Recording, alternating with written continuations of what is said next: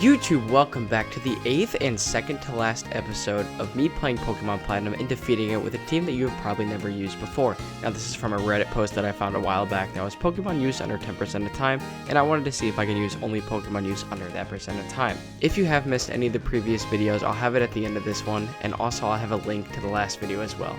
Look at that crazy statistic, not a lot of you are subscribed. Go ahead and do it right now, get me up to 90 or even 100 subscribers, thank you very much. Alright, now some of the changes I wanted to show you off screen is that I definitely didn't rare candy all my Pokemon up. I updated pretty much everyone's moveset. I gave Drifblim the TM for Psychic, I gave Rapidash a TM for Iron Tail and Poison Jab, Rampardos was pretty much the same, I gave it Rock Slide as an Ancient Power, Empoleon I gave it Ice Beam, and Abomasnow has that moveset right there, which looks really pretty with all those moves. Now moving on into the headquarters, which we're at here in Veilstone City, it seems like the Grunts have an issue with us, and this is where the story really starts picking up, because it's time for Cyrus to try to unleash the beast.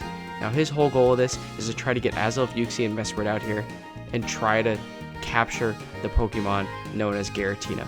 Now as we're inside of the headquarters, the Looker was with us, as here we're going to listen to Cyrus' speech about what he wants. This whole part of the game, I know you guys have heard of me if you go back to episode 2, I kind of pooped on the whole gym setup that was going on, where Eterna City, I didn't really like the gym. I didn't really like a lot of the gym puzzles, but here, I really like what happens in the Distortion world, which we'll get there in a little bit, but Cyrus now, we have to face him at a battle, and his team is pretty much the exact same from what we saw at Celestial Town with Cynthia's grandma, as he's going to open up with a Sneasel that ice punches us to death.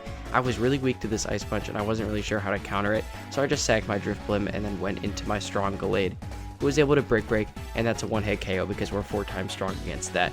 Now the Crobat also wasn't really that much to deal with, as it tried to Poison Fang us, which did get some really good damage and poison us, but Psycho Cut was able to take out the Crobat. The critical hit might have helped there, but hey, I don't know. And the Honchkrow was perfect for my Rampardos to take down with a Rock Slide. Rampardos has really come to be a good team member here, and I know you guys only get to see what I put, but hey, I really like Rampardos as we're able to defeat Cyrus here, only losing 2 of our Mons. After Cyrus goes down, he pretty much tells us, you know what? Either hey, you can join us and let the legendaries live here in captivity, or you can go release them, whatever you want. As we end up finding Saturn and we have to fight her again, or him. Is Saturn a dude? I really don't know still.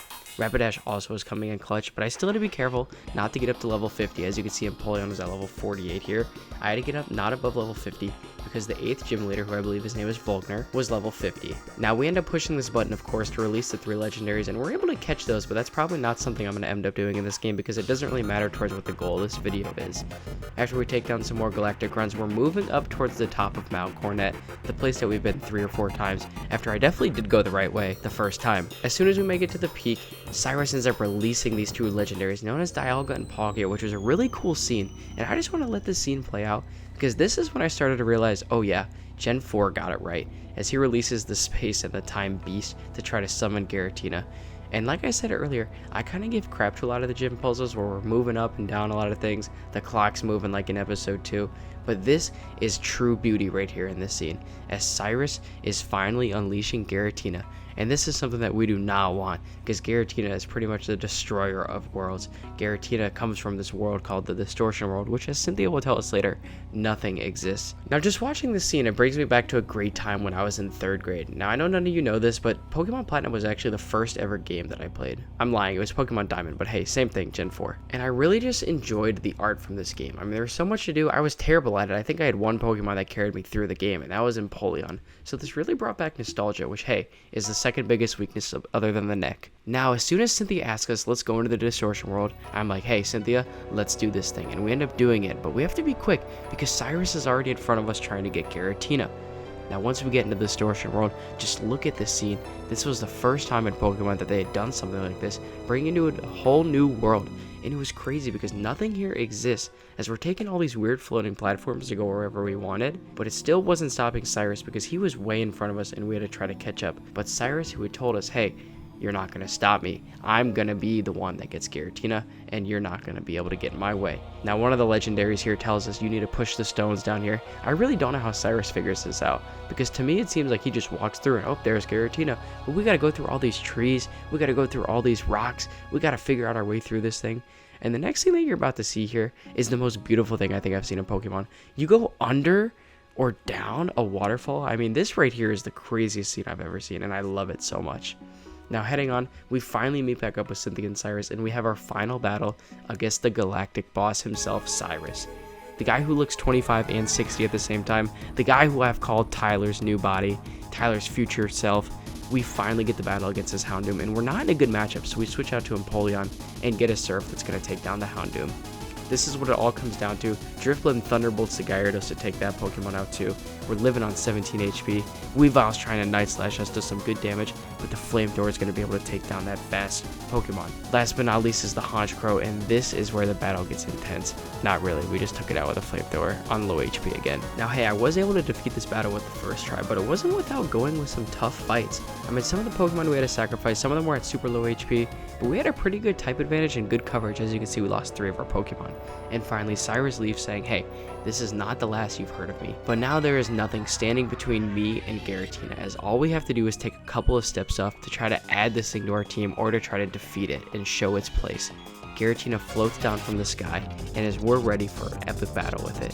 Giratina awaits us, and I start the battle. After I threw 2 Ultra Balls trying to catch it with some cool luck, I just threw out the Master Ball to get this battle over with. Now again, I cannot add Giratina to this team because it is used over 10% of the time in people's Hall of Fame runs, so hey, that's a no-no. Luckily, we already have our team fully built out, and we already have a cool Ghost type in Drifblim. Cynthia shows us this cool area that's on the outside that no one ever knows what it's for, and we end up making our way to the 8th gym town where we run into one of the Elite Four members, Flint. Flint's a fire type trainer who rarely has any fire type at all, so we'll get to see him in the next video.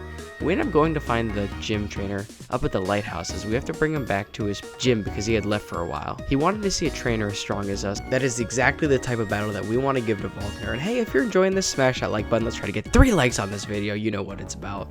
As let's go ahead and take on the 8th gym leader, who's going to start out with a Jolteon. And as always, our Rampardos, which only has 4 PP left on Earthquake, is going to be able to take it out as we're sitting there pretty at level 50. Raichu, same story, we are paralyzed. As long as we don't get paralyzed, we're pretty much going to be able to take it down, which is exactly why the first 3 Pokemon are not at all difficult to face, because all we have to do is Earthquake, even though we're at low HP, and that's going to take him out. Now unfortunately, our Rampardos, his time is up, as we end up losing the battle to Luxray.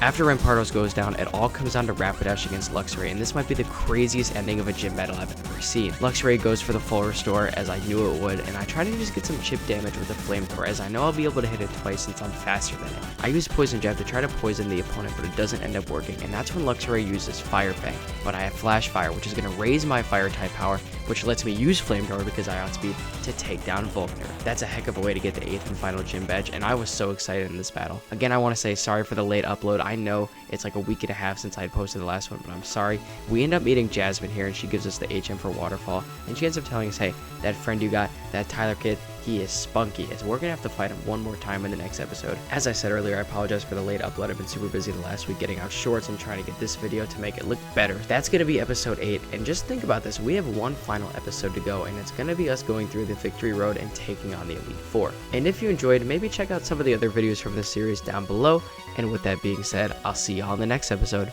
Bye bye.